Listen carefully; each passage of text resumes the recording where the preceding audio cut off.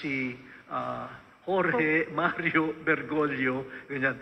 Nung narinig yung Bergoglio, tahimik na, ano nga? Ganon, ano.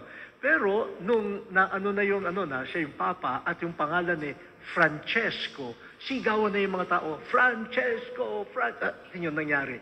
Yung Prevost parang hindi kilala, pero yung narinig na yung Leone, Leone, Leone, Leone. So kita natin, pati sa sentimiento ng mga tao, hindi namin kilala itong taong ito, pero siya ay Papa.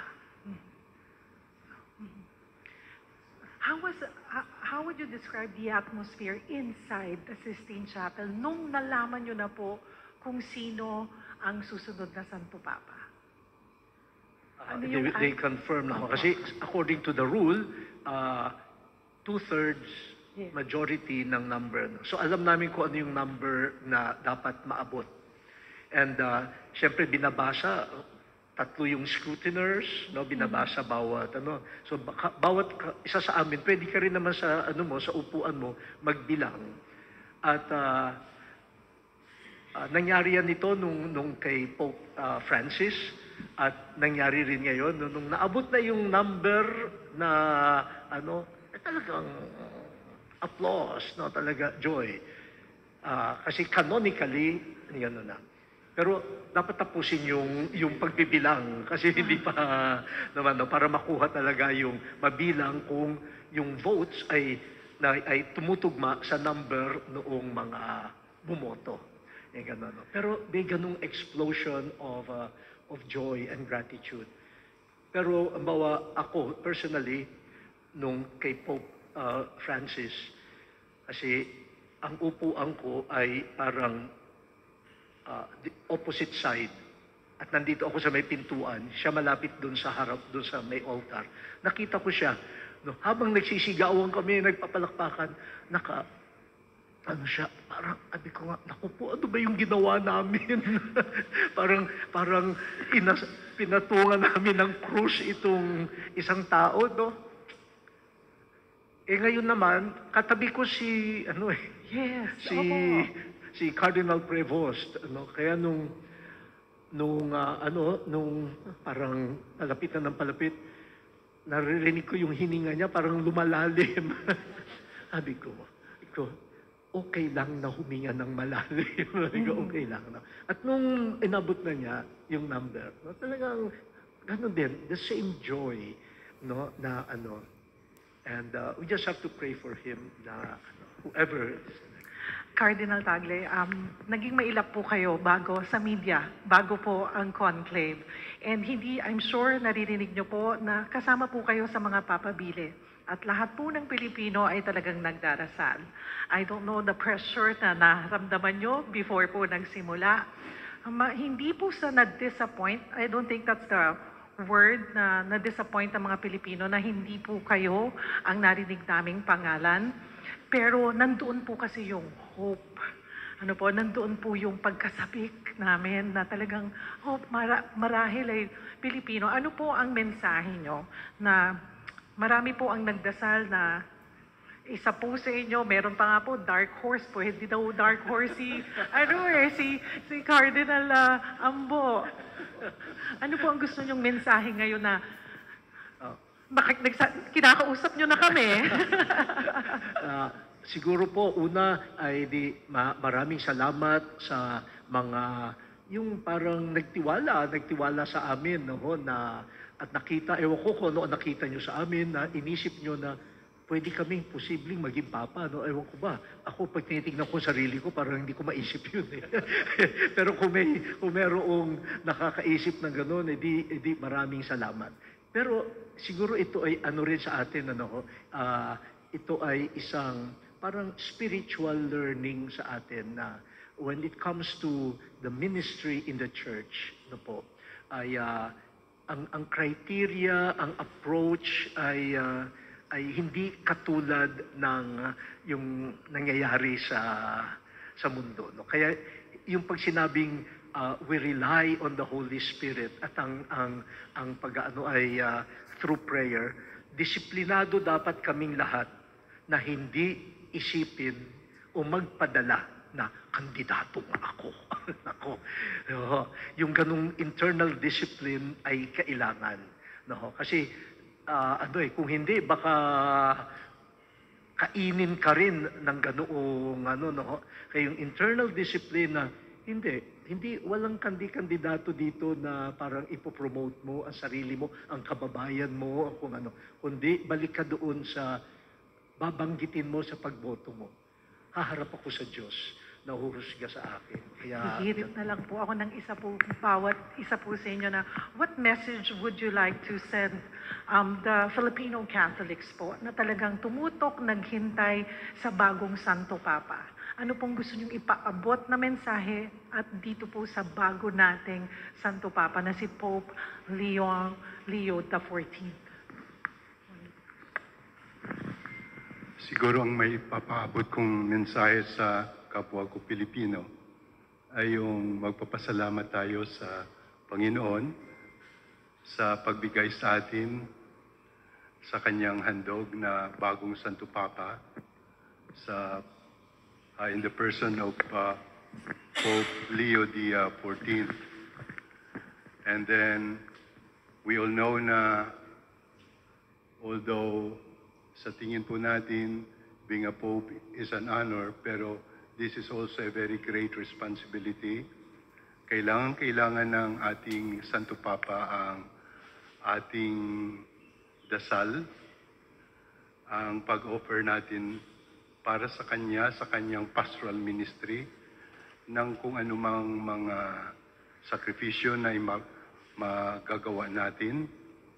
At ito ay hindi lamang ngayon na bago siya palang nahinirang na bagong Santo Papa, kundi pagpatuloy natin habang siya ay patuloy na nagsiservisyo sa atin.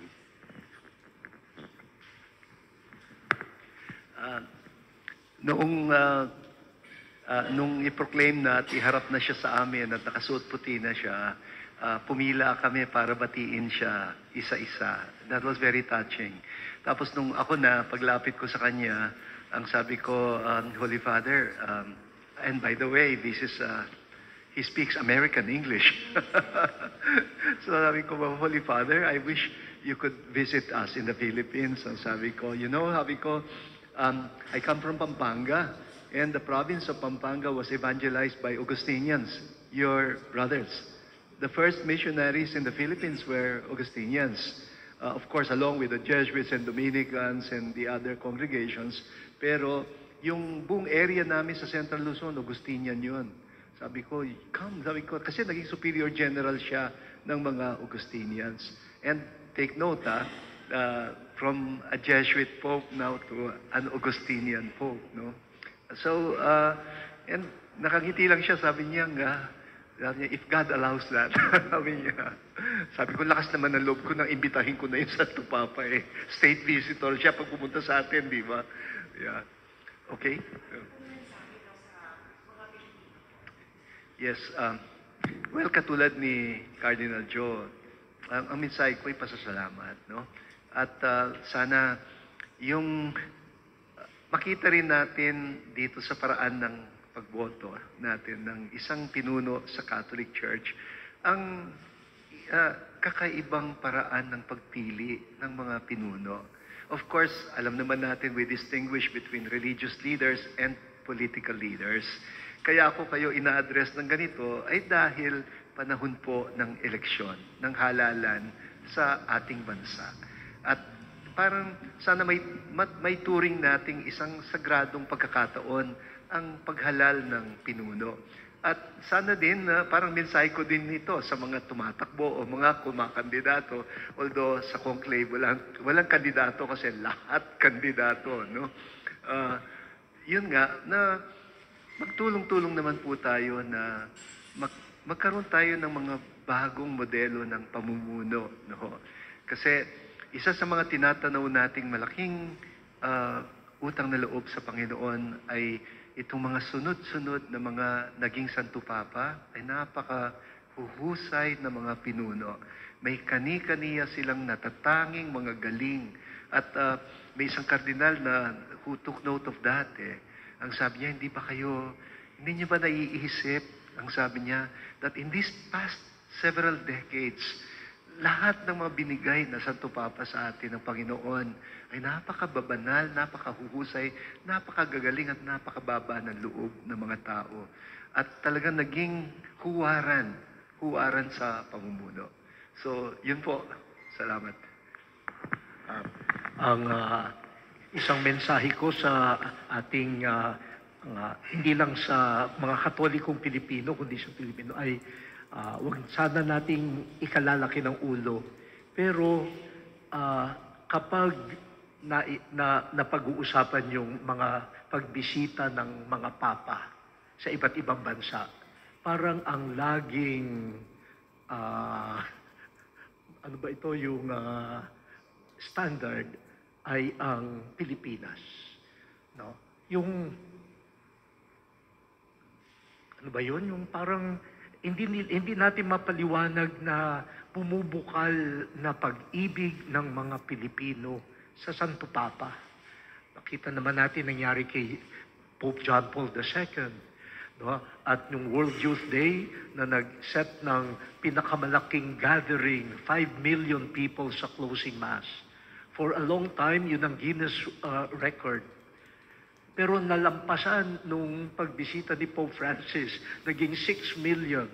Kaya sa Guinness Book of World Records, yung first at saka yung second ay pareho Pilipinas, no? Pero hindi lang ito question ng yung paano mag-gather o maghugot ng mga tao, no?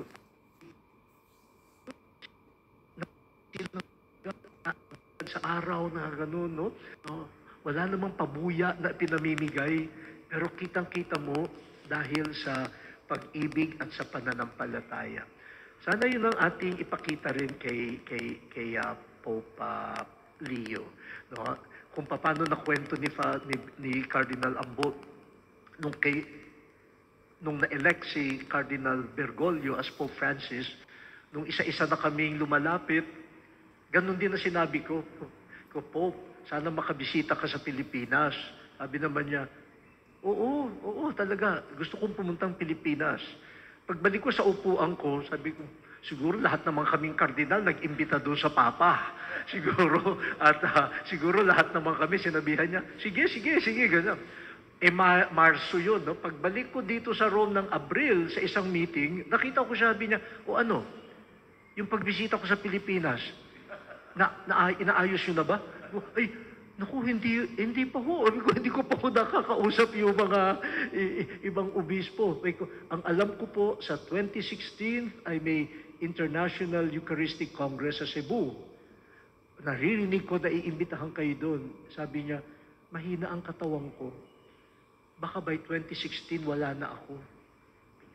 Ayusin nyo na makapunta na ako ngayon. Kaya ibig kong isipin lagi na yung papal visit ni Pope Francis ay nagsimula sa conclave. Hindi pa siya lumalabas dun sa nangako na siya. At dumating naman ang Yolanda, kaya lalong si Pope Leo, nung siya ang Superior General ng mga Augustinians, ilang beses din yan dumalaw sa Pilipinas, sa mga Augustinian communities. Actually, doon ko siya unang nakilala sa pagbisita niya sa Pilipinas as an Augustinian superior. And he has fond memories of the Philippines. No? Sana mabigyan natin yon din ng karampatang pagmamahal at panalangin. Eminences, Ipe Salvosa po from CBCP News. Cardinal Chito, ilang beses po kayong napicturean ni Cardinal Prevost. And I think sa Synod din, nag-meet din po kayo doon kasi kayo po yung mga top delegates sa Synod. How would you describe your working relationship with Cardinal Prevost? Kasi I think more than a year na naging magkasama kayo as dicastery heads. How would you describe po yung personality niya, yung working style niya, at saka yung mannerisms po niya bilang co-worker po niya sa Roman Curia? Salamat. Yung mga latest pictures na magkatabi kami, yun ay ano no, kasi lalo na kapag formal meetings, lalo na itong halimbawa preparation for the conclave, no, may seating arrangement yan eh, no. So hindi kami ang namimili ng upuan, no, kasi merong cardinal bishops, cardinal priests, cardinal deacons, nagkataong kaming dalawa ay cardinal bishops. Bago siya dumating, bago siya na-appoint na cardinal bishop, ako yung pinaka-junior sa cardinal bishops. Dahil na-appoint siya, siya na ngayon yung junior, kaya magkatabi kami. No, ganyan. Kaya pag nakikita nyo kami magkatabi at nagbubulungan, malamang ay ang pinag-uusapan namin nagkapi ka na ba? Ba't parang inaantok ka? Hindi laging serious yun. No. Pero ano siya, no? Yun nga, we've been working together sa dicasteries. No? I should say, he is a very level-headed person. No? Hindi yan yung tao na parang impulse o reaction lang ang nagbibigay ng direksyon sa kanya, no? Makikinig yan at kung kailangan aaralin niya ang isang bagay. Hindi niya agad-agad sasabihin na may ganitong desisyon, aaralin niya. Pero pagbalik niyan, kita mo malinaw, no? At nakakatulong siya sa discernment ng buong grupo. Yun ang nakakatuwa sa kanya. At hindi masyadong gumagawa ng ingay, no? Ganoon, kalmado, determinado, ganyan, no? At siguro dahil nga English speaking siya at tayo naman ay may sarili ring version ng ating English, no? Mas madali ang conversation, no? At kapag nakakatuwa nga doon sa conclave, no? Marami siyang tanong sa akin, paano ba ito? Ikaw nakaranas ka na ng conclave, paano ba ito? O ngayon, siya na ang papa. Di sabi ko sa kanya, kung meron kang gustong baguhin sa mga rules sa conclave, nasa iyo na ngayon yan.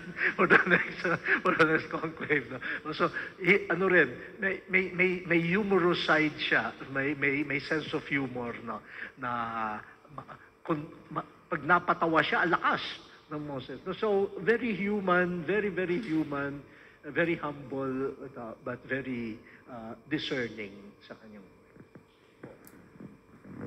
I'm Connie Season from GMA News po. Nabanggit po sa maraming pagkakataon sa kanyang Urbi et Orbi blessing kahapon, yung mga katagang kapayapaan. Parang very telling po dun sa kanyang mensahe, kung parang yung magiging direksyon ng kanya pong pamumuno. Yan po ba ay nasabi sa inyo? Meron na bang particular na, siguro kahit sabihin na hindi pa formal, pero baka nakakapag-usap na ho kayo sa kung ano ang maaaring maging takbo ngayon ng simbahang Katolika? Alam mo, nung pinakikinggan ko siya, natuwa ako kasi halos sinamarize niya yung mga discussions namin sa Congregations of College of Cardinals. Ilang araw din kaming nag-uusap. At noong mga time na kami ay nag-uusap, bawat kardinal nagsasalita at bahagi nung sinasabi ng bawat kardinal ay yung ano ang perception niya sa sitwasyon sa mundo, anong perception niya sa sitwasyon ng simbahan, at ano ang ine-expect niya sa magiging bagong Santo Papa. Parang everyday naiisip ko, you've got to be crazy to want to become Pope. Dito sa grabing expectations na sinasabi nung bawat isa. Pero ang pinaka-prominent na madalas ko marinig ay yung title ng Santo Papa, Pontifex Maximus, nang ibig sabihin, Supreme Bridge Builder. Na ang Santo Papa lagi ay simbolo ng pagkakaisa, simbolo ng pag-uugnay. And kaya yung peace building, yung conflict resolution, yung reconciliation, yung ganon, very prominent siya sa mga sinasabi ng mga kardinal, including yung aspiration for more synodal church in mission at yung alingaw-ngaw ng tinig ni Pope Francis And I can safely say majority of the cardinals would like to see a continuity of the spirit of the papacy of Pope Francis without being a clone, without being a photocopy. Kasi every pope is going to be original. Pero nung marinig ko sa bibig niya, sabi ko, oh, he treasures the memory of Pope Francis, and that's big deal for us. I think that was also big deal for most of the cardinals. Alam niyo naman how much we love Pope Francis, no? I think ang buong daigdig napamahal talaga kay Papa Francisco kasi kakaiba siya talaga. The Pope of mercy and compassion, yung welcoming church, listening church, mababa ang loob. I'm seeing this now in the personality of Pope Leo. And so let's pray for him, no? And I'm full of hope in my heart that this is going to be a really good papacy. Yun na po yung sagot ko na kung baka may continuation. Dahil dun sa kanya pong mga nabanggit sa Urbi et Orbi, parang narinig din natin yon, hindi ba, kay Pope Francis po. Sa inyo pong palagay, magkakaroon ba? Kasi po ito, personal po na nakausap ko kasi yung mga homeless, and then yung mga migrants, doon po sa may gilid lang ng Vatican, ano, at nabanggit din ho na may programa ho na pinatupad ang Yumaong Santo Papa po, ano, para sa kanila. Pero parang nung nagkakaroon po ng conclave, may isa po ako nakausap na parang nagkakaroon siya ng siguro agam-agam kung mag-iiba ba pag nag-iba rin yung Santo Papa. So, meron bang directives on that? Specifically kasi nabanggit din ho na parang ang gusto niya ay maging bukas ang simbahan, hindi po ba para sa lahat ng mga nangangailangan. So are we to expect na yung mga ganito pong patakaran ni Pope Francis ay masusundan din, not being a clone, sabi niyo nga po, ng bagong Santo Papa? Ako, ang sasabihin ko, resounding yes. Ngayon, yung programa ba, clone o photocopy, ganon, maaaring mag-evolve din yung mga programa, no? Maaaring magkaroon ng bagong expressions, no? Pero yung ano, there's no turning back doon sa ganung ano. Lalo na kasi si Pope Leo na naging missionary and then obispo sa Peru. So siya mismo ay exposed sa mga sitwasyon din ng kahirapan, ng climate change, ng mga sitwasyon ng mga indigenous peoples, yung mga refugees situation, alam niya lahat yan. Naranasan din niya yan. Kaya hindi ko maisip na bilang Papa ay mawawala yung ganong malasakit, no? Baka lalo pa ngang lumalim. Ngayon, siyempre yung naging tugon ni Pope Francis, no, sa loob ng Curia ay isang forma. No? Ngayon, hindi naman masama na i-evaluate yun, tignan kung meron pang ibang effective ways of helping. Pati naman kasi si Pope Francis nag-iba yung ano, halimbawa sa homeless, doon sa mga ano ng St. Peter's, may mga natutulog doon. Pero pagkatapos niyan, humakbang pa si Pope Francis. Yung mga bahay ng mga madre, bahay ng mga pare na maraming kwarto na libre, sabi niya, doon nyo ngayon patirahin ang mga. Kasi kung doon lang sa paligid ng St. Peter's, naka-expose din sila sa ulan, sa init. No? So, yung caring for the homeless, nagkaroon din ng mga ibang ano. No? And I think lalawak pa yan at kay Pope. By the way, no, pag walang Pope either through death or resignation, lahat ng kami na mga officials sa Roman Curia, ano kami, parang resign kami, stop ang aming responsibility, no? Kaya wala, no? Pero tuloy yung charity arm ng Curia, Yun, walang expiration yun. Okay. Kay may papa o wala, tuloy yun. No? Kaya habang nasa conclave, tuloy yung service to, and it does not depend on the Pope sitting pa sa ano. Pati yung ano, yung tawag dito, penitentiary, yung sa mga indulgences and forgiveness of sins, tuloy yun. No? So kita-kita natin ang puso ng simbahan. May mga bagay na hindi pwedeng itigil. Yung mercy and charity to the poor. Opo. Last na lang po kung pwede para po sa akin. He also talked about love. Dun po sa kanyang Urbi et Orbi, no? Pero also, napansin ko po, nabanggit din niya ang justice without fear. So, are we also going to have that impression, syempre, na para bang maayos ang Santo Papa, mabait, pero also, kung kinakailangan, at lalo na't may mga kinakaharap din pong problema ang Simbahang Katolika from within, mga controversies, ay maa-address din po kaya sa kanya pong liderato. Sa tingin ko ay ma-address ito. Kasi by just, ang sa isip ko lang ito, ang assumption ko lang ito, na baka kinuha niyang pangalang Leo the 14th. Dahil yung predecessor niya was Leo the 13th, who is a pope, a great pope, famous sa kanyang mga social teachings. At dala rin po itong mga pag-address itong mga social issues.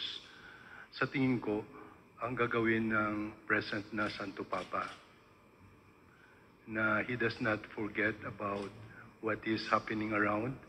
Although he is a pastor, he is a spiritual leader, pero I know that his ministry will not only be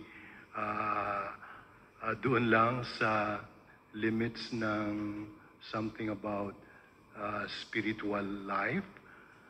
Ito rin siguro sa tingin ko ay madadala ang mga social issues, social problems sa kanyang serbisyo sa atin bilang Santo Papa. Salamat. Good afternoon po. Ako po si Andy from GMA News. First question po regarding sa Papal Mass. Meron na po ba kayong balita kung kailan po gaganapin yung unang Papal Mass? Ay, kanina nagmisa ang Opo. Papa Mass. Ay, for the public. For the cardinals.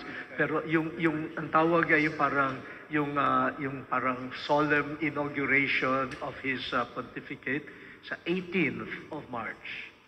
Of May pala. 18th. Nasa conclave pa of 2013. March yun eh. Noon kasi March 19 si Pope Francis. Ngayon, May 18, 10 o'clock in the morning. Sunday yun, Sunday. Doon sa piazza. Kahit nagdag ko na bukas, tumatawag na kagad siya ng meeting. So, bukas ng umaga, alas 10, ay pinapabalik niya ang College of Cardinals na dumalo sa isang meeting with him doon sa Paul VI Hall. So, 10 o'clock in the morning yon. Kami, syempre, pero siguro gusto rin niya magpakilala sa amin kasi hindi naman namin siya talaga lahat kilala eh. Ako nga, hindi ko siya talaga kilala. At nakaupo ko siya. And yung tipong, yung nahihiya pa ako magtanong na, ano ba pangalan nyo, taga saan kayo, yung gano'n. Tapos yung bang sinusubok mo pa kung saan siya komportable, sa Italiano, sa Spanish, o sa English. My God, fluent siya sa Italiano, sa Spanish, sa English. And it was very pleasant to speak to him. So, palagi ko, ako nga, hindi siya marunong. So, palagay ko, magiging okasyon yon para mas makilala namin siya bukas. Cardinal Tagle, so... Teka lang, dagdag ko rin, kasi nakatanggap din lang ako ng notification, pati kami sa Roman Curia and the employees of the Roman Curia, meron na ring isang araw na he will meet with us. So bukas with the cardinals and then isang araw with all the employees and heads. So yung working agad, ganyan. Pero huwag tayong magulat, no? Kasi sanay siya. He was a former superior general of the order. Tapos, ganyan din si Pope Francis, no? Si Pope Francis, the day after his election, dumalaw na sa mga may sakit, kung saan-saan. Nandun ako sa Santa Marta, kasama ko yung mga security, nanonood kami ng ano. Tapos, si Pope Francis biglang tumawid ng kalye. Sabi siya na, tumatawid ang Papa, tumatawid ang Papa, tumatawid. Magpadala kayo ng pulis, magdala kayo ng Papa.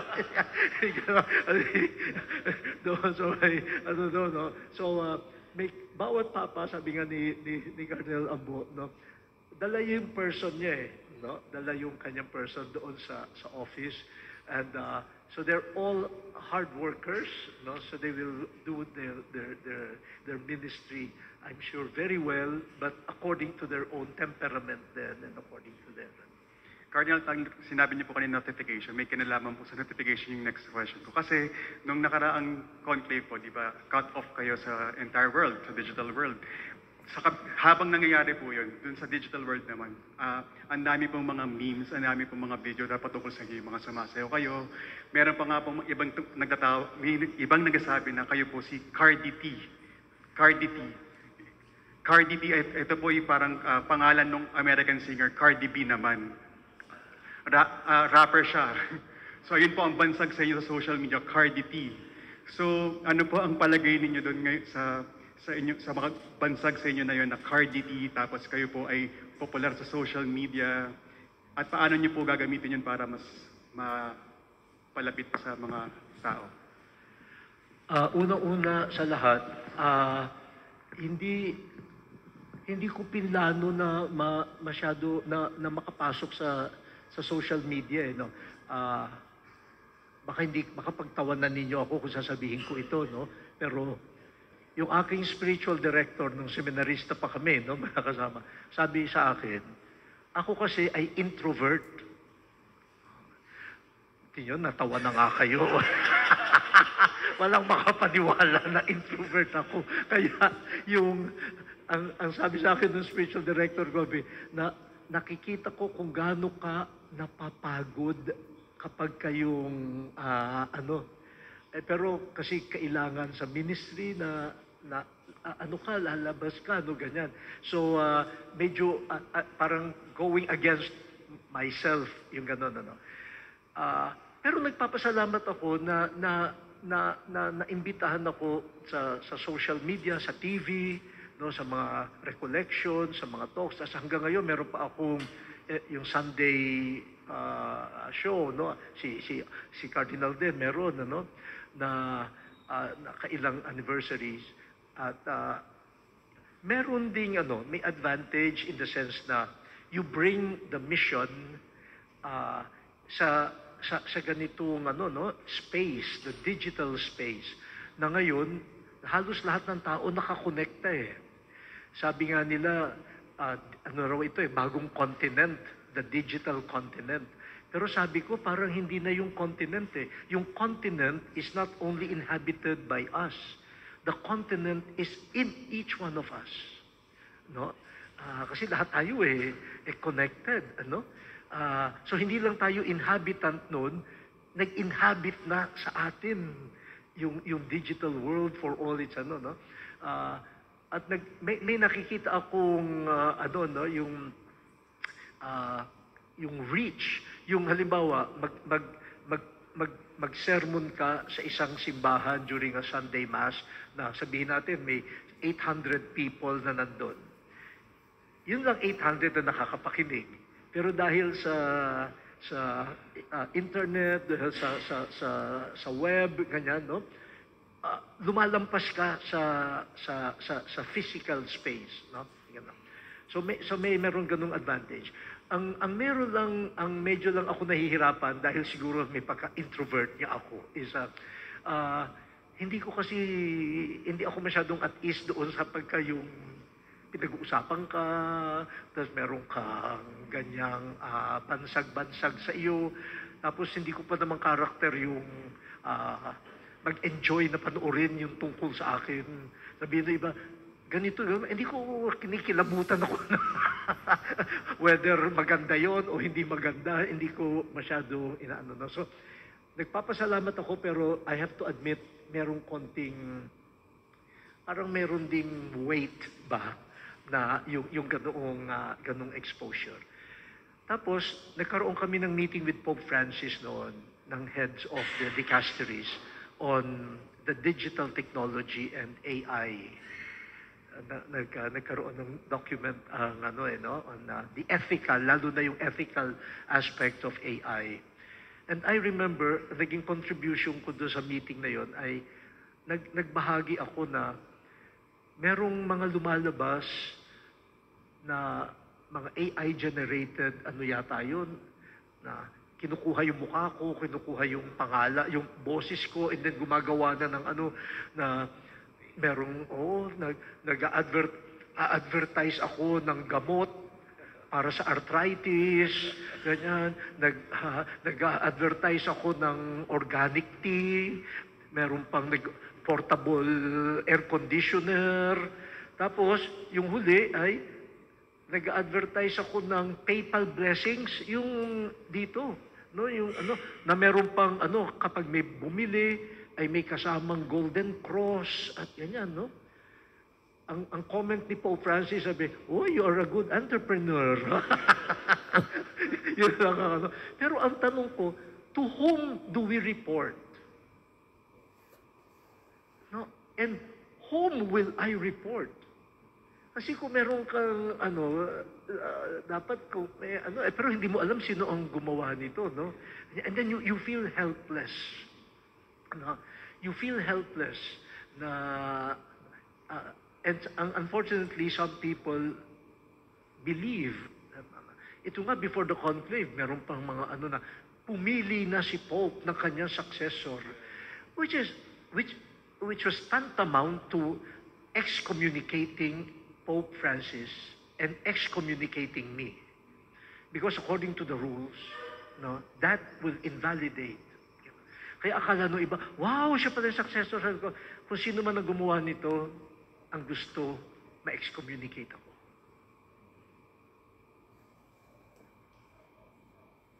Medyo may ganoong element No? Habang yung iba, tuwan-tuwa, ay ganyan. Alam ba nila kung anong implications niyan na ako ay hindi lamang kundi ma-excommunicate bilang Katoliko? Na parang nakikonive ako dito. Meron pang sinasabi na meron daw letter, sulat ang Papa na inentrega sa akin, mga ganyan-ganyan. Kung aanihin mo yan, it's all towards hindi pero nakaka-drain lang.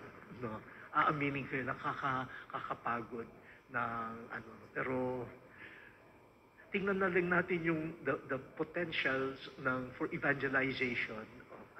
Hindi naman lahat gumagawa ng ganung mali. No? And I'm always in contact with the worldwide, yung tawag nila, missionary, digital influencers, digital missionaries. No? Most of them are based sa Latin America.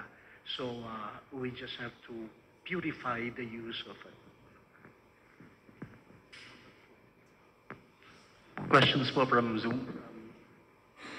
We have one here from Marco Salcedo of Dominus Est for Cardinal Joe. Could you tell us more about the Pope since you worked with him in the dicastery for the bishops? Yes, boss ko noon si Pope Leo XIV sa dicastery for bishops. Kasi siya ang prefect ng dicastery.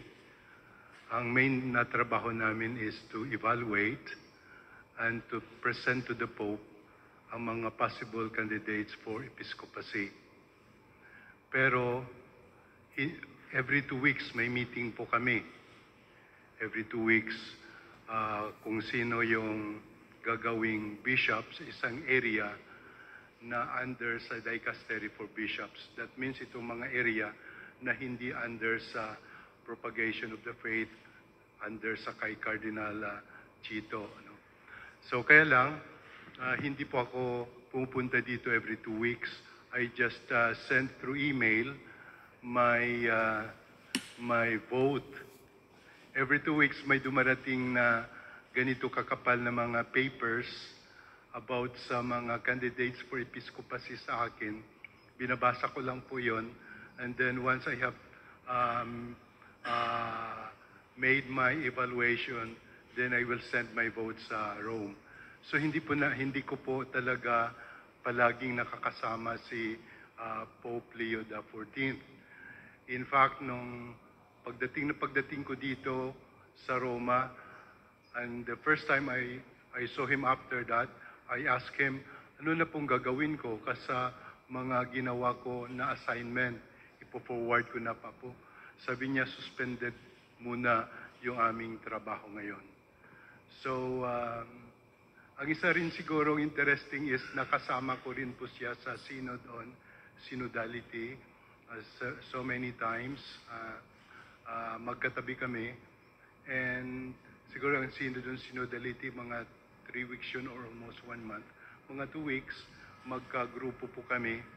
So kagaya ng sabi ni Cardinal Tagle, he is really self-effacing, very humble, happy yung countenance, kalmadong-kalmado, and then talagang very clear sa kanyang mga explanation or exposition about certain matters, especially on canon law, kasi he is a canon lawyer.